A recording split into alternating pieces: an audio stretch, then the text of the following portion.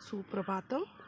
हमारा प्रकरण चढ़ता मेघदूत पीयूषम, जो महाकवि कालिदास द्वारा रचित मेघदूत काव्य से लिया गया है। इसके अंदर बताया गया है कि किस प्रकार से यक्ष अपनी विरह पत्नी यक्षिणी के वियोग से मेघ से संदेश ले जाने के लिए कहता है। यहाँ पे पूर्व मेघ की कथा का वर्णन किया गया है, जो प्रिया वियोगी यक्ष कर्तव्यपालन में लापरवाही के कारण अपने स्वामी कुबेर द्वारा वर्ष भर भोगने योग्य स्वदेशी निर्वासन के रूप में साप से शापित होकर रामगिरी पर्वत पर निवास करता था। यहाँ पर यक्ष को कुबेर ने श्राप दिया था, जिस वजह से यहाँ पे वह अपनी प्रियतमा अर्थात यक्षिणी से विरह हो गया। उसी के सक्षम में अगले श्लोक में बताया गया है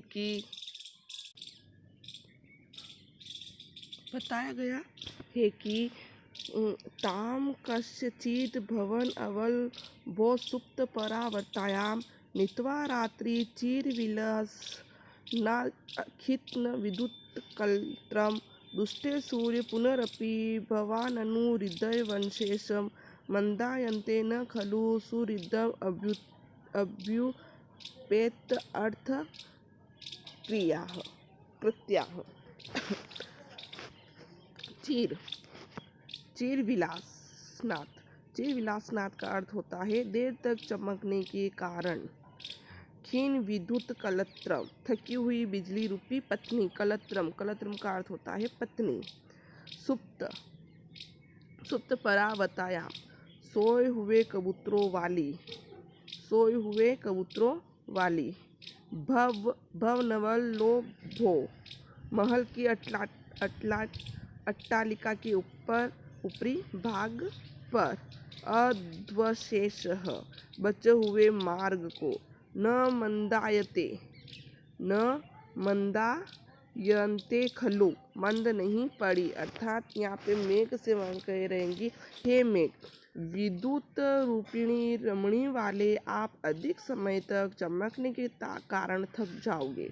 अतः वहाँ किसी भवन की छत पर, जहाँ कबूतर सोए हुए हो, सोकर रात बिताकर पुनः शेष मार्ग को सूर्योदय के पश्चात समाप्त करें, क्योंकि मित्रों के कार्यों को स्वीकार करके सज्जन मंद नहीं पड़ते, अर्थात कार्य में ढिलाई नहीं करते हैं।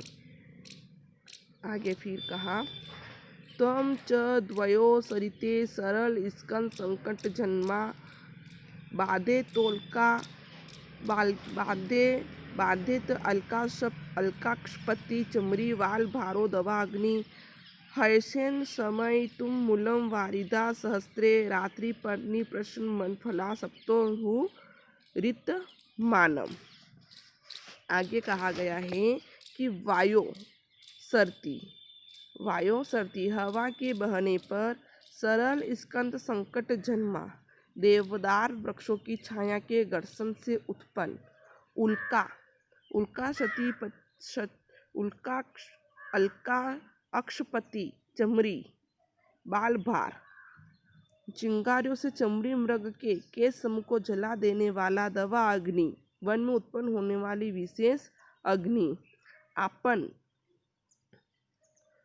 मिलाने वाली अग्नि, आपन्नात्रि प्रसन्न फला, दुखी प्राणियों की पीड़ा शांत करने वाली। यहाँ पे भी कहा गया है कि हे मेघ, उस हिमालय पर वायु बहने के कारण देवदारू के वृक्ष यदि आपस में टकराए और देव अग्नि उत्पन्न हो जाए तथा अपनी चिंगारियों से वह अग्नि चमड़ी मृगों की कुछ पूंछ के बालों को जलाने लगे, तो आप अपनी हजारों जल धाराओं से उसे शांत कर दे, क्योंकि उत्तम जनों की संपत्तियां कष्टापन्न लोगों की आपत्ति का हरण करने वाली होती है।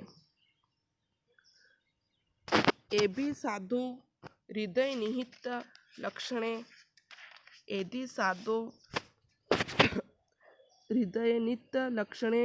यथा द्वारोपान्ते खिलित्व पुष्पो शंखपदो च दृष्टा शाम छाया भवन अधुना मध्य योगे नूनम सूर्यपायन खलु कमल पुष्पति स्वामी भी ख्याम।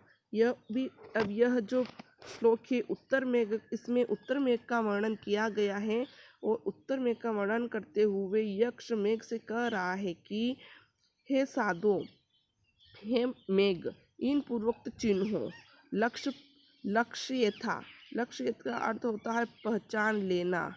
न न पुष्यति खलु, न पुष्यति खलु का अर्थ होता है निश्चित ही धारण नहीं करता है। हृदय हृदय निहिते, हृदय में स्थित निर्धारित, द्वारोपांते, द्वार के दोनों ओर, लक्षणे चिन्हों से, वपुषो आकृति, नूनम जरूर ही, मध्य योग्य मेरे वियोग या विरह से, शाम अच्छाए भव, कांतिहीन सूर्यापाय, सूर्य के अस्त हो जाने पर, अभिख्याम शोभा को। तो यहाँ कहा गया है उत्तर मेघ का वर्णन करके कि इन पूर्वोक्त चिन्हों से चिन्हित तथा लक्षणों से युक्त तथा दरवाजे के दोनों ओर शंख और कमल लिखित चित्रों को देखकर मेरे विरह के कारण क्षीण कांति वाले भवन को आप निश्चित रूप से पहचान जाएंगे।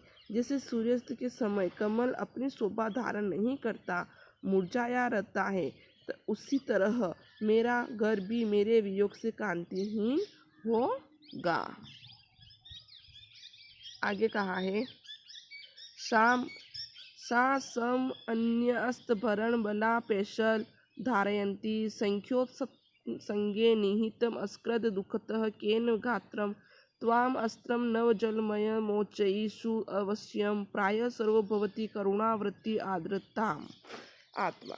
यह भी उत्तर मेघ से ही लिया गया है। उत्तर मेघ का वर्णन करते हुए यहाँ पर यक्ष मेघ से कह रहा है कि संन्यस्ताभरण, कमजोर हो जाने के कारण परित्यक्त आभूषणों वाली, असकृत बार बार सख्योत्संगे शय्योत्संगे सैया के मध्य पेशल धारयन्ति, पेशल गात्रम कोमल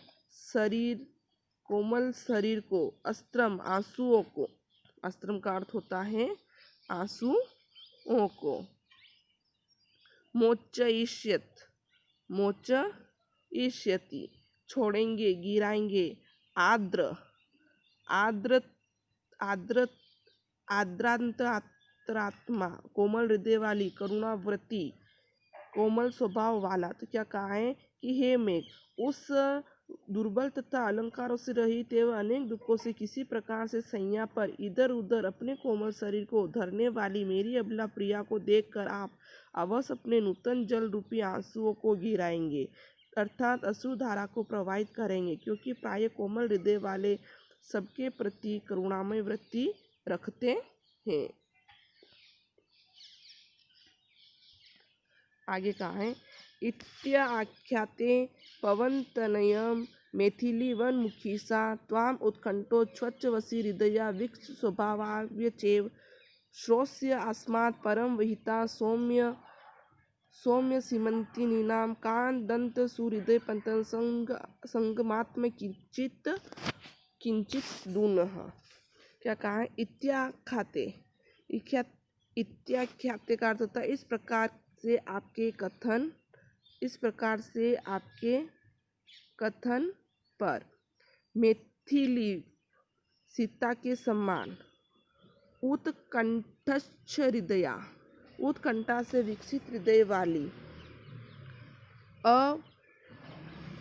हृदया वाली। आगे कहा है अवहिता सावधान होकर, सीमंती नाम स्त्रियों का। आगे बताया गया है कि हे सोम इस प्रकार से आपके कथन पर, जैसा कि सीता जी पवन पुत्र हनुमान जी को देखकर उस ओर उन्मुख होकर उनके बातों को सुनने के लिए तत्पर हो गई, वैसे ही मेरी प्रिया भी आपकी ओर उन्मुख होकर प्रसन्नचित होकर आदर से आपको देखेगी, ध्यान से संदेश को सुनेगी। क्योंकि हे सौम्य, नारियों को मित्र के मुख से सुनी हुई प्रिय की वार्ता से लगभग उतना ही सुख मिलता है जितना प्रियतम को साक्षात देखने से मिलता है।